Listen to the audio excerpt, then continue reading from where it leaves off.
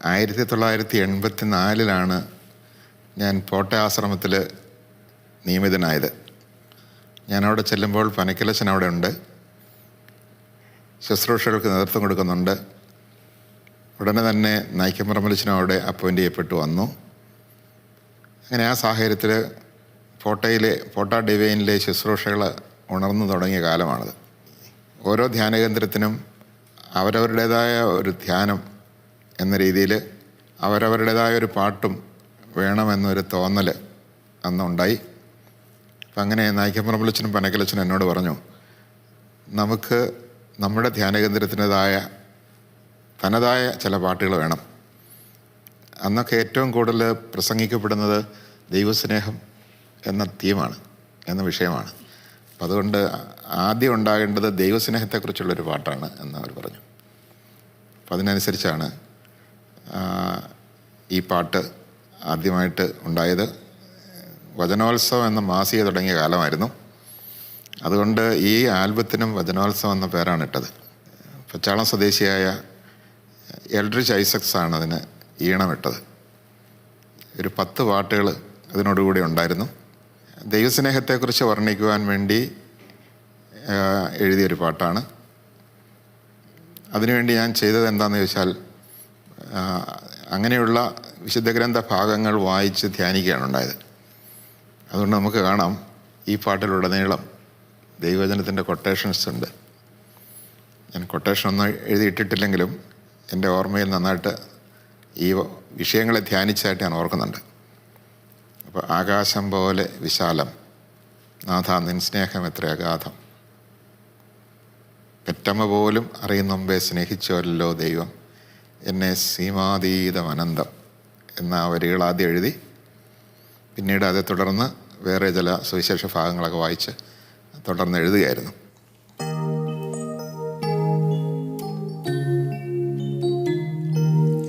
ആകാശം പോലെ വിശാലം, നാഥ നിൻ സ്നേഹമെത്ര അഗാധം.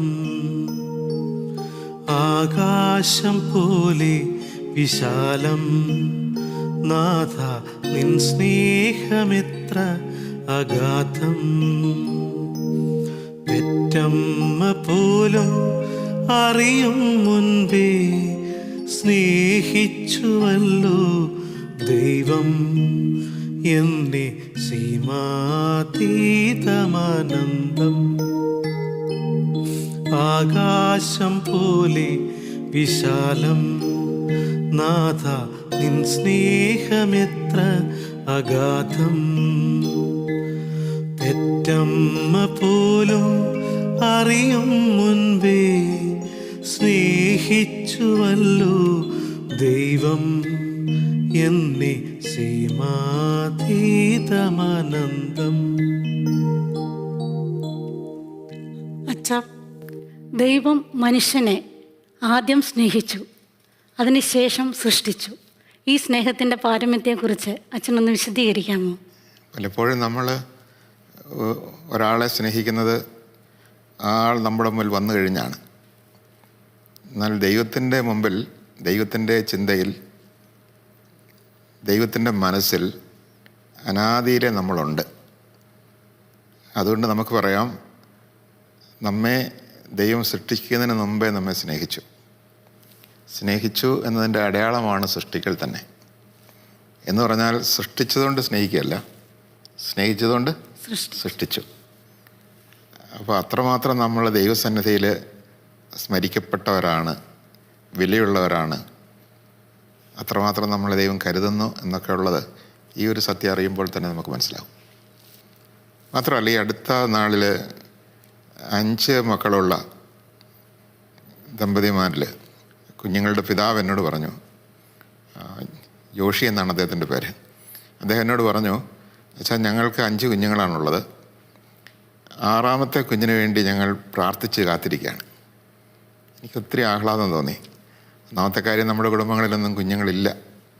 അങ്ങനെ കുഞ്ഞുങ്ങൾ വേണം എന്നാഗ്രഹിക്കുന്ന ദമ്പതിമാരുണ്ടാവുക എന്നുള്ളത് എൻ്റെ ഒരു പ്രാർത്ഥനയുടെ വിഷയമാണ്. എൻ്റെ മാത്രമല്ല, സഭയുടെയും പ്രാർത്ഥനാ വിഷയമാണ്. അപ്പം അദ്ദേഹം പറയുന്നു, അടുത്ത കുഞ്ഞിന് വേണ്ടി ഞങ്ങൾ ദാഹിച്ച് പ്രാർത്ഥിച്ച് കാത്തിരിക്കുകയാണ്. അപ്പോൾ കുഞ്ഞ് ജനിക്കുന്നതിന് മുമ്പേ ആ കുഞ്ഞിനെ മനസ്സിൽ കണ്ടുകൊണ്ട് ദാഹത്തോടെ പ്രാർത്ഥിക്കുന്നു എന്ന് പറഞ്ഞപ്പോൾ ദൈവം എത്ര അധികമായിട്ട് ജനിക്കുന്നതിന് മുമ്പേ ഒരാളെ ദൈവത്തിൻ്റെ മനസ്സിൽ സൂക്ഷിക്കുകയും എത്ര അധികമായിട്ട് ദൈവം ആ വ്യക്തിയെ കരുതുകയും ആ വ്യക്തിയെ സ്നേഹിക്കുകയും ചെയ്യുന്നുണ്ട് എന്നുള്ളത് ആ ഒരു സംഭാഷണം എനിക്ക് വളരെ വിശദമാക്കി തന്നു. അപ്പോൾ അപ്പോഴെൻ്റെ വില തന്നെ ഞാനൊരു യാദൃച്ഛിക സംഭവമല്ല. നമ്മൾ ഓർക്കാറുണ്ട്, പെട്ടെന്ന് നമ്മൾ ഓർക്കുന്നത് എന്താണ്? വിവാഹം എന്ന കൂദാശ സ്വീകരിച്ച് രണ്ടുപേരും ഒന്നായി കഴിഞ്ഞാൽ സ്വാഭാവികമായിട്ടും കുഞ്ഞുങ്ങളുണ്ടാകുന്നു. പക്ഷെ എത്രയോ ദമ്പതിമാർ ഒരു കുഞ്ഞിനെ കിട്ടാൻ കഴിയാത്ത രീതിയിൽ വേദനയോടെ പ്രാർത്ഥിച്ചും ചികിത്സകൾ നടത്തിയും കഴിഞ്ഞുകൂടുന്നുണ്ടല്ലേ. അപ്പോൾ ആ കുഞ്ഞുങ്ങളുടെ വില അത്ര പ്രധാനപ്പെട്ടാണ്. കാരണം ഒരു കുഞ്ഞ് ഇല്ലാതിരിക്കുന്നവരുടെ ദുഃഖം കാണുമ്പോൾ ദാമ്പത്യ ബന്ധം സ്ഥാപിച്ചതുകൊണ്ടൊന്നും ഒരു കുഞ്ഞുണ്ടാകുന്നില്ല. ദൈവത്തിൻ്റെ അത്ഭുതകരമായ ഇടപെടലുണ്ടെങ്കിൽ മാത്രമേ ഒരു കുഞ്ഞ് ജനിക്കുന്നുള്ളൂ എന്ന സത്യം. അതുപോലെ തന്നെ വേദനയോടെ ഞാൻ ഈ സമയത്തൊരു കാര്യം ഓർക്കാണ്. എനിക്ക് വളരെ പരിചിതരായ ദമ്പതിമാർ, അവർക്ക് കുഞ്ഞുങ്ങളില്ല. അവർ വേദനയോടെ എന്നോട് പറഞ്ഞു, വിവാഹം കഴിഞ്ഞ അടുത്ത ദിവസങ്ങളിൽ തന്നെ അല്ലെങ്കിൽ അടുത്ത മാസത്തിൽ തന്നെ ഉദരത്തിലൊരു കുഞ്ഞ് ഉത്ഭവിച്ചപ്പോൾ നമുക്കിപ്പോൾ ആവശ്യമില്ല എന്ന് പറഞ്ഞ് ആ കുഞ്ഞിനെ ഒഴിവാക്കി. പിന്നീട് അവർക്കൊരു കുഞ്ഞുണ്ടായില്ല. അപ്പോൾ അവർ അങ്ങനെയൊക്കെ ചെയ്തതുകൊണ്ട് ദൈവം കോപിച്ചതാണോ എന്നൊക്കെയുള്ള ചിന്ത അവരിലുണ്ടായിരുന്നു. ഞാൻ പറഞ്ഞു, അങ്ങനെയല്ല, ദൈവം കോപിച്ചത് തരാതിരുന്നതല്ല. പിന്നെ നമ്മൾ തന്നെ എടുക്കുന്ന ചില നിലപാടുകളുണ്ട്. നീ വിധിക്കുന്ന വിധിയാൽ നീ വിധിക്കപ്പെടും. അപ്പോൾ അവിടെ അവരെടുത്ത നിലപാടെന്താ? എനിക്കൊരു കുഞ്ഞിനെ ആവശ്യമില്ല, ഇപ്പോൾ ആവശ്യമില്ല. അപ്പം അതുകൊണ്ട് ആ ഒരു നിലപാടെടുത്തപ്പോൾ നീ ഒരു വിധി വിധിച്ചു. ആ വിധിയുടെ ഫലമായിട്ട് നിന്നിലുണ്ടായ ചില മാറ്റങ്ങൾ ആകാം ചിലപ്പോഴിങ്ങനെ സംഭവിക്കാനിടയായത്. മനുഷ്യപ്രകൃതിയെ ദൈവം ആഗ്രഹിക്കുന്നത് പോലെ പരിഗണിച്ച് പ്രയോജനപ്പെടുത്തിയില്ല എങ്കിൽ നമ്മുടെ ഇഷ്ടത്തിന് നിൽക്കുന്ന ഒരു കാര്യമല്ല. അപ്പോൾ അതുകൊണ്ട് ഈ ഒരു കുഞ്ഞിൻ്റെ വില എത്ര വലുതാണ് എന്ന് ഞാൻ ഓർക്കുകയാണ്. അതുപോലെ വേറൊരു അമ്മ എന്നോട് പറഞ്ഞ് ഞാൻ ഓർക്കുന്നുണ്ട്. 4ാമതൊരു കുഞ്ഞ് വേണ്ട എന്ന് വിചാരിച്ച് അതിനെ ഒഴിവാക്കാനായിട്ട് ശ്രമിച്ചു. പക്ഷേ അത്ഭുതകരമായ രീതിയിൽ ആ കുഞ്ഞ് ജീവനോടെ നിലനിൽക്കുകയും സമയത്ത് പൂർണ്ണ വളർച്ചയെത്തി ജനിച്ചു വീഴുകയും ചെയ്തു. അപ്പോൾ ആ കുഞ്ഞാണ് അമ്മയുടെ ഏറ്റവും വലിയ ആശ്രയമായിട്ട് നിൽക്കുന്നത്. അപ്പോൾ അങ്ങനെയൊക്കെ ഉള്ള സംഭവങ്ങളൊക്കെ നമ്മൾ ഈ ആധ്യാത്മിക രംഗത്ത് ശുശ്രൂഷ ചെയ്യുമ്പോൾ അറിയാൻ കഴിയുമ്പോൾ എത്ര വലുതാണ് ഒരു കുഞ്ഞെന്ന്, എത്ര അമൂല്യമാണ്, ദൈവം എത്രമാത്രം കരുതലോടെയാണ് ഒരു കുഞ്ഞിനെ തരുന്നതെന്ന് ചിന്തിക്കാനൊക്കെ അത് കാരണമായിട്ടുണ്ട്. പോട്ട ഡിവൈൻ ശുശ്രൂഷകൾ വിൻസെൻഷൻ കോൺഗ്രിഗേഷൻ്റെ പോപ്പുലർ മിഷൻ ധ്യാനത്തിൻ്റെ ഒരു നെക്സ്റ്റ് ലെവൽ എന്നുള്ള രീതിയിലാണ് രൂപപ്പെട്ടത്. അപ്പോൾ അതുകൊണ്ട് ആ കാലത്ത് ഏറ്റവും അധികം വ്യാപകമായി കൺവെൻഷനുകൾ ആരംഭിക്കുന്നതിന് മുമ്പ് തന്നെ പോപ്പുലർ മിഷൻ ധ്യാനങ്ങളുണ്ടായിരുന്നു. അതുകൊണ്ട് ആകാശം പോലെ വിശാലം തുടങ്ങിയ ഗാനങ്ങൾ പോപ്പുലർ മിഷൻ ധ്യാനത്തിലും വ്യാപകമായി ഉപയോഗിക്കാൻ ഇടയായിട്ടുണ്ട്. ഇനി നമുക്ക് ഈ പാട്ടിൻ്റെ അനുപല്ലവി കേൾക്കാം.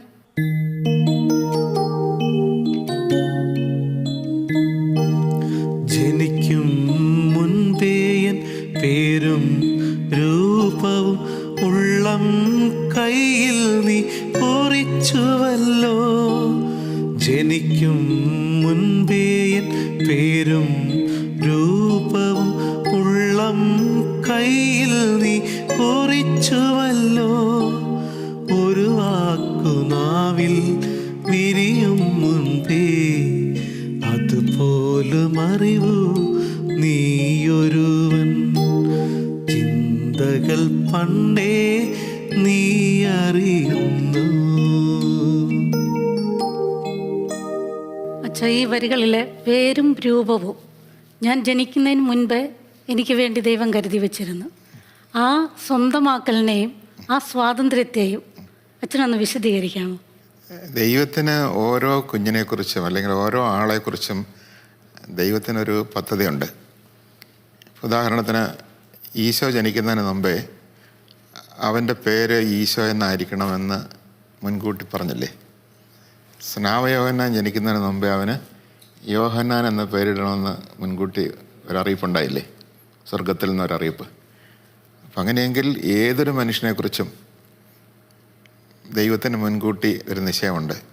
രക്ഷാകര പദ്ധതിയിൽ ആ വ്യക്തി ഈശോയോട് സഹകരിക്കുന്ന രീതിയും വിധം എപ്രകാരമായിരിക്കണമെന്ന്.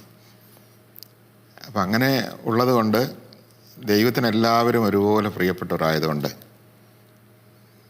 ഈശോ എത്രമാത്രം പിതാവായ ദൈവത്തിന് പ്രിയപ്പെട്ടവനാണോ അതുപോലെ തന്നെ നമ്മൾ ഓരോരുത്തരും പിതാവായ ദൈവത്തിന് പ്രിയപ്പെട്ടവരാണ്. ഈശോയുടെ സഹോദരനും സഹോദരിയാണ് നമ്മൾ. അവൻ ആദ്യജാതനാണ്. പിന്നീട് നമ്മളൊക്കെ അവന് ശേഷം ജനിച്ചവർ ദൈവരാജ്യത്തിലേക്ക് ജനിച്ചവരാണ്. നമ്മളൊക്കെ ദത്തപുത്രന്മാരും ദത്തുപുത്രിമാരുമാണ്. അപ്പോൾ ഈശോയ്ക്ക് വേണ്ടി സൃഷ്ടിക്കപ്പെട്ടവരാണ് നമ്മൾ നമുക്ക് വേണ്ടി സൃഷ്ടിക്കപ്പെട്ടവരല്ല. അതുകൊണ്ട് ഈശോയെ ഏൽപ്പിച്ച ആ രക്ഷാകര പദ്ധതിയിൽ നമുക്കെല്ലാം ഒരു ഭാഗഭാഗത്തുണ്ട്. അപ്പം മുൻനിശ്ചയം എന്ന് പറഞ്ഞാൽ ഈ ഒരൊറ്റ കാര്യമാണ് മുൻനിശ്ചയം എന്ന് പറയുന്നത്, രക്ഷയുടെ അനുഭവം മാത്രം. അതുകൊണ്ട് നമ്മളെക്കുറിച്ചും പേരും രൂപവും ദൈവം മുൻകൂട്ടി നിശ്ചയിച്ചെന്ന് പറഞ്ഞാൽ, ഞാൻ ഓർക്കുകയായിരുന്നു, ഒരിക്കലൊരു പെൺകുട്ടി എന്നോട് പറഞ്ഞു, വളരെ വേദനയോടെ ആ കൊച്ചെന്നോട് സ്വകാര്യമായിട്ട് ഷെയർ ചെയ്തതാണ്. അവളുടെ പിതാവ് ലോകത്തിൻ്റെ കാഴ്ചപ്പാടനുസരിച്ച് നോക്കിയാൽ അത്ര സൗന്ദര്യമുള്ള ഒരാളല്ല. മാത്രമല്ല അദ്ദേഹത്തിന് ഒരു സ്കിൻ ഡിസീസ് ഉണ്ട്. ഈ പെൺകുട്ടിക്ക് ആ സ്കിൻ ഡിസീസ് കിട്ടി, ആ പിതാവിൻ്റെ രൂപവും കിട്ടി. അവൾ പറയായിരുന്നു എന്നോട്, എൻ്റെ മമ്മി ഈ ഡാഡിയല്ലാതെ വേറൊരാളെ കല്യാണം കഴിച്ചായിരുന്നെങ്കിൽ എനിക്കിതൊന്നും കിട്ടുമായിരുന്നില്ലല്ലോ എന്ന്. അപ്പം ഞാൻ പറഞ്ഞു, മോളെ, മമ്മി ഡാഡിയെ അല്ലാതെ വേറെ ആരെങ്കിലും കല്യാണം കഴിച്ചെങ്കിൽ നീ ഉണ്ടാവുകയില്ലായിരുന്നു. കാരണം അവളുണ്ടായത് എന്തുകൊണ്ടാണെന്ന് ചോദിച്ചാൽ ഈ മാതാവിൻ്റെയും ഈ പിതാവിൻ്റെയും ദാമ്പത്യത്തിലാണല്ലോ അവളുണ്ടായത്. എന്നിട്ട് ഞാൻ പറഞ്ഞു, ചിലപ്പോൾ ഒരു ദിവസം മാറിയാൽ പോലും നീ ഉണ്ടാകുമായിരുന്നില്ല. കാരണം നിനക്ക് ജന്മം നൽകിയ ആ പിതാവിൽ നിന്ന് ആ ജീവാണു അതല്ലാതെ വേറൊന്നായിരുന്നെങ്കിൽ, ശരിയല്ലേ, അതല്ലാതെ വേറൊന്നായിരുന്നെങ്കിൽ വേറൊരാളായിരുന്നു ഉണ്ടാകുമായിരുന്നത്. അപ്പം നീ സൃഷ്ടിക്കപ്പെട്ടു എന്ന് പറഞ്ഞാൽ അതിനർത്ഥം അത്രമാത്രം ദൈവം അതിന് പിന്നിൽ ഇടപെട്ടിട്ടുണ്ട്. അപ്പം അതുകൊണ്ട് നീ ദൈവത്തിൻ്റെ പ്രിയപ്പെട്ട ഒരു മോളാണ്. നിൻ്റെ ഈ രൂപവും നിൻ്റെ ഈ സാദൃശ്യമൊന്നും ലോകത്തിൽ ഇതുവരെ ആർക്കും ഉണ്ടായിട്ടില്ല, ഇപ്പോഴും ആർക്കുമില്ല, ഇനി ആർക്കും ഉണ്ടാവുകയില്ല. അത്രമാത്രം നീ തനതായ തനിമയുള്ള ഒരു രൂപമുള്ള ഒരു സ്വഭാവവിശേഷമുള്ള അല്ലെങ്കിൽ ഒരു വ്യക്തിത്വമാണ് എന്ന കാര്യം നീ തിരിച്ചറിയുക. അതുകൊണ്ട് വളരെ ബാഹ്യമായ ചില ചെറിയ വിഷയങ്ങളെ പ്രതി നീ വേദനിച്ചിരിക്കുന്നതിൽ കാര്യമില്ല. ദൈവസന്നിധിയിൽ നീ അത്രമാത്രം പ്രിയപ്പെട്ടവളും തനിമയുള്ളവളാണെന്ന് അവളോട് പറഞ്ഞു. ആ കൊച്ചിനത് ഉൾക്കൊള്ളാൻ സാധിച്ചു എന്നാണ് ഞാൻ പിന്നീട് മനസ്സിലാക്കുന്നത്. അവളുടെ അപകർഷതാബോധം മാറാനും പിതാവിനോടുള്ള മാതാവിനോടുള്ള അവളുടെ സമീപനത്തിലൊക്കെ മാറ്റം വരാൻ ഇടയായി. ഞാനൊരാളുണ്ട് എന്നത് തന്നെ എന്ത് വലിയ സംഭവമാണല്ലേ. ഞാൻ എന്നയാൾ സൃഷ്ടിക്കപ്പെട്ടു. അപ്പോൾ അത് ദൈവമാണ് സൃഷ്ടിക്കുന്നത്. മാതാപിതാക്കന്മാരെ ഉപകരണങ്ങളായി അവിടുന്ന് ഉപയോഗിക്കുന്നുവെന്ന് മാത്രമേ ഉള്ളൂ. ദൈവം നിശ്ചയിക്കാതെ അല്ലെങ്കിൽ ദൈവം ഇടപെടാതെ ഒരു കുഞ്ഞ് ജനിക്കുന്നില്ല, ഏത് രീതിയിലാണെങ്കിൽ പോലും. അപ്പോൾ ആ ഒരു കാര്യം നമ്മൾ തിരിച്ചറിയണം. എൻ്റെ സൃഷ്ടിയുടെ പിന്നിൽ എൻ്റെ ദൈവത്തിൻ്റെ അത്ഭുതകരമായ ഇടപെടലുണ്ട്. അതിനെ കാണാൻ സാധിക്കണം. കുറവുകളിലേക്കല്ല നോക്കേണ്ടത്. പിന്നെയോ ആയിരിക്കുന്ന ആളത്വം ഉണ്ടല്ലോ, ഞാനെന്ന ആള്, എൻ്റെ ശരീരത്തിൽ എന്തെങ്കിലും ഒരു കുറവുണ്ടെങ്കിൽ പോലും എൻ്റെ ദൈവരാജ്യ പ്രവേശനത്തിന് അതൊരു തടസ്സമേ അല്ല എന്നുള്ള വലിയ സത്യം അത് തിരിച്ചറിയണം. ഇനി നമുക്ക് പാട്ടിൻ്റെ ചരണത്തിലേക്ക് കിടക്കാം.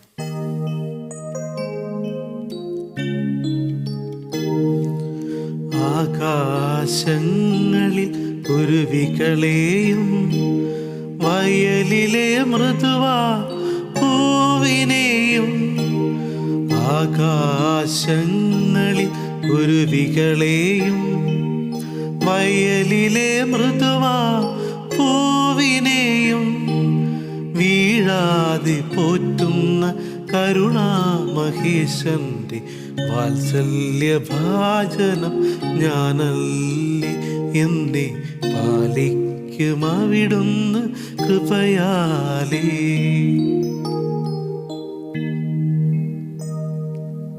ഈ ഭാഗങ്ങളിൽ നമ്മൾ കാണുന്നത് ദൈവത്തിൻ്റെ അനന്തമായ പരിപാലനയാണ്.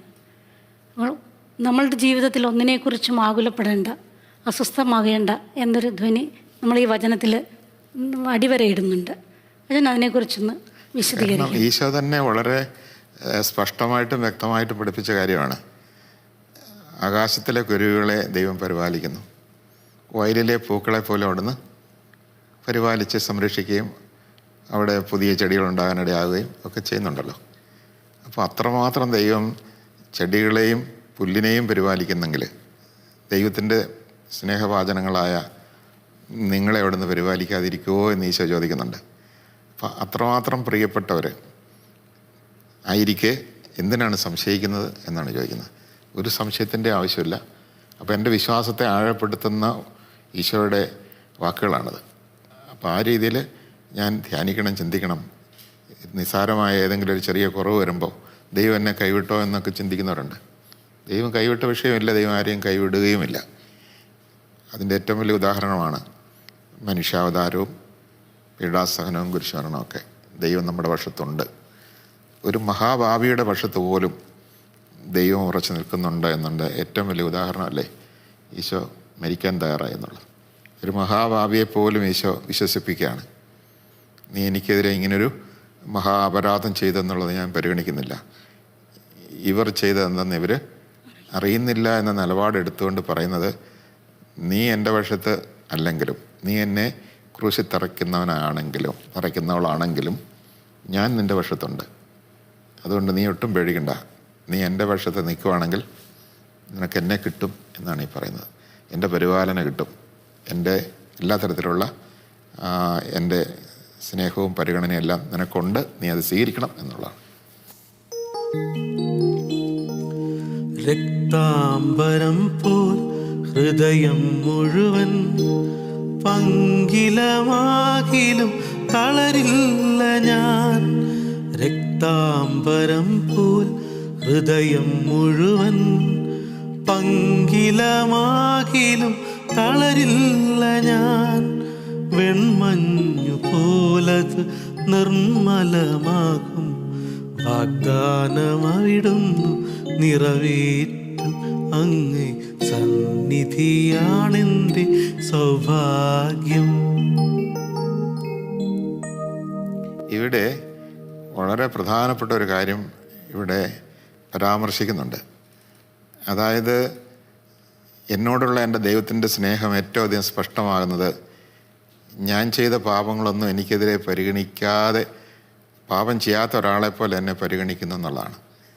ഒരാൾക്കുണ്ടാകാവുന്ന ഏറ്റവും വലിയ സാന്ത്വനം അതാണ്. നാം ഒരാൾക്കെതിരെ തെറ്റ് ചെയ്താൽ, ആൾ ഒഫൻഡഡ് ആയാൽ നമുക്ക് സാന്ത്വനം കിട്ടണമെങ്കിൽ എന്ത് വേണം? ആ വ്യക്തി സാരമില്ല എന്നു പറയുന്നത് കേൾക്കണം, അല്ലേ? അപ്പോൾ ആ സാരമില്ല എന്ന് പറയുന്നത് കേൾക്കുന്നത് നമുക്ക് സാന്ത്വനമാണ്. അപ്പോൾ ദൈവം തന്നെ എന്നെ നോക്കിയിട്ട് പറയാണ്, സാരമില്ല മോനെ, സാരമില്ല, നീ ഇങ്ങനെ ഒന്ന് ചെയ്തതായിട്ട് ഞാൻ കണക്കാക്കുന്നില്ല എന്ന് പറയുമ്പോഴാണ് എനിക്ക് പാപമോചനം എന്ന അനുഭവം ഉണ്ടാകുന്നത്. ഇത് വെറുതെ പറഞ്ഞതുകൊണ്ട് മാത്രം ഉണ്ടാവുകയില്ല. യെശയ്യാ പ്രവാചകൻ്റെ പുസ്തകം 1-ാം അധ്യായം 13-14 മുതലുള്ള വാക്യങ്ങളിൽ നമ്മൾ കാണുന്നുണ്ട്. എൻ്റെ അടുത്ത് വരാൻ, എന്നെ പ്രസാദിപ്പിക്കുവാൻ ബലി അർപ്പിക്കണമെന്ന് ആരാ പറഞ്ഞേ? ഇങ്ങനെ തുടങ്ങുന്നേ, നിങ്ങളുടെ നിരവധിയായ ബലികളും കാഴ്ചകളും എനിക്കെന്തിനാ? മുട്ടാടുകളെ കൊണ്ടുള്ള ദഹന ബലികളും കൊഴുത്ത മൃഗങ്ങളുടെ മേധസ്സും എനിക്ക് ആവശ്യമില്ല. എൻ്റെ അടുക്കൽ വരാൻ, എൻ്റെ അങ്കണത്തിൽ കാലുകുത്താൻ, എന്നെ പ്രസാദിപ്പിക്കുവാൻ ഇവയൊക്കെ വേണമെന്ന് ആരാ നിങ്ങളോട് പറഞ്ഞത്? എനിക്കിതിൻ്റെ ഒന്നും ആവശ്യമില്ല. ഞാൻ നിങ്ങളോട് കോപിച്ചിട്ടേ ഇല്ല, നിങ്ങളോട് പിണങ്ങിയിട്ടില്ല. എൻ്റെ പ്രസാദം നിങ്ങൾക്ക് ഒട്ടും കുറവ് വന്നിട്ടില്ല. നിങ്ങൾ എന്നെ തെറ്റിദ്ധരിച്ചതാണ്. ഞാൻ കോപിച്ചു എന്ന് കരുതി എന്നെ പ്രസാദിപ്പിക്കാനായിട്ട് നിങ്ങൾ ബലിയർപ്പിക്കുകയാണ്. ഒരു ബലിയർപ്പിക്കണ്ട, നിങ്ങൾ എൻ്റെ അടുത്തേക്ക് വന്നാൽ മതി.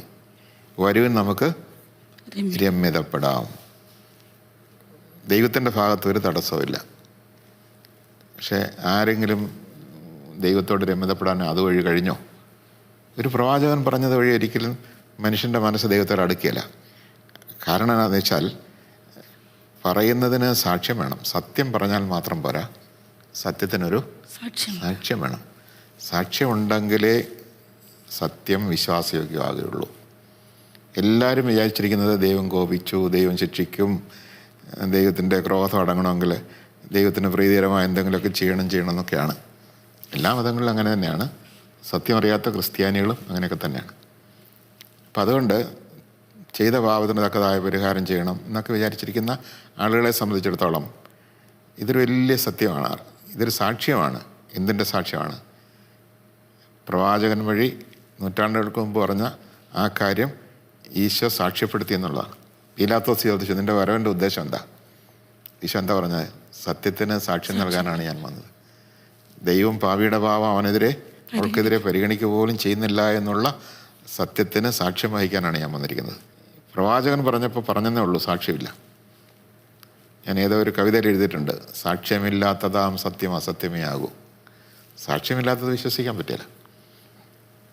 ഇപ്പോൾ ഉദാഹരണത്തിന് ഒരു ഡോക്ടർ, ഒരു ആയുർവേദ വൈദ്യർ ഒരു പച്ചമരുന്ന് എടുത്തിട്ട് പറയാണ്, ഈ പച്ചമരുന്ന് കഴിച്ചാൽ വലിയ മാരകമായ രോഗം മാറും. പെട്ടെന്ന് നമ്മുടെ മനസ്സിൽ ചിന്ത വരുന്നത്, ഈ മരുന്ന് കഴിച്ചിട്ട് ആരുടെ രോഗമാണ് മാറിയിട്ടുള്ളത് എന്നറിയാനുള്ള കൗതുകം നമുക്കുണ്ടായില്ലേ? അപ്പോൾ പെട്ടെന്ന് ഇന്നയാളുടെയൊക്കെ രോഗം ഇതുവഴി സൗഖ്യപ്പെട്ടു എന്നൊരു സാക്ഷ്യം കിട്ടുമ്പോൾ നമുക്ക് വിശ്വാസം. അല്ലെങ്കിൽ ഇയാൾ വൈദ്യരാണോ, ഈ പറയുന്നത് എല്ലാം ദോഷം ഉണ്ടാക്കുന്ന കാര്യമാണോ എന്നൊക്കെ സാറിന് ചിന്തിക്കും. ഈയിടെ ഒരാളിങ്ങനെ വലിയൊരു മരുന്നിനെക്കുറിച്ച് പറഞ്ഞപ്പോൾ കേട്ടയാൾ പറയുകയാണ്, ആർക്കറിയാം ഇത് കഴിച്ചിട്ട് വല്ല രോഗം ഉണ്ടാകുമെന്ന് ആർക്കറിയാം? കാരണം മാരകമായ വിഷങ്ങൾ ഈ പ്രകൃതിയിലുണ്ടേ. നമുക്കറിയാം, ഉമ്മത്തിൻ്റെ കായൊക്കെ കഴിച്ചാൽ അപകടമാണ്, വിഷമാണ്. അപ്പം അതുകൊണ്ട് ഒരാൾ പറഞ്ഞതുകൊണ്ട് മാത്രം ഇത് വിശ്വസിക്കാൻ പ്രയാസമാണ്. അപ്പോൾ അതുകൊണ്ട് ദൈവം പോലും പ്രവാചകൻ വഴി പറഞ്ഞിട്ടും മനുഷ്യരത് വിശ്വസിച്ചില്ല. അപ്പം വിശ്വസിക്കാത്തവരെ വിശ്വസിപ്പിക്കാൻ വേണ്ടി ദൈവം സ്വർഗത്തിൽ നിന്ന് ഭൂമിയിൽ ഇറങ്ങി വന്നു. അതാണ് വാഗ്ദാനം അവിടുന്ന് പാലിച്ചു. അത് എൻ്റെ ജീവിതത്തിലും ആ വാഗ്ദാനം നിറവേറ്റിത്തരും എന്നുള്ളതാണ് ഈ പാട്ടിൻ്റെ അവസാനം പറഞ്ഞു വെക്കുന്നത്. അപ്പോൾ രക്താംബരം പോൽ ഹൃദയം നിറയെ പാപമംഗലമാണെങ്കിലും ദൈവത്തോട് ചേരുമ്പോൾ, യേശുവിനോട് ചേരുമ്പോൾ വെൺമഞ്ഞ് പോലെ അത് ആകും. പ്രവാചകൻ പണ്ട് പറഞ്ഞതാണ്, പക്ഷേ ഇപ്പോഴാണത് യാഥാർത്ഥ്യമായത് എന്നുള്ളൊരു വലിയ സത്യം അതിനകത്തുണ്ട്.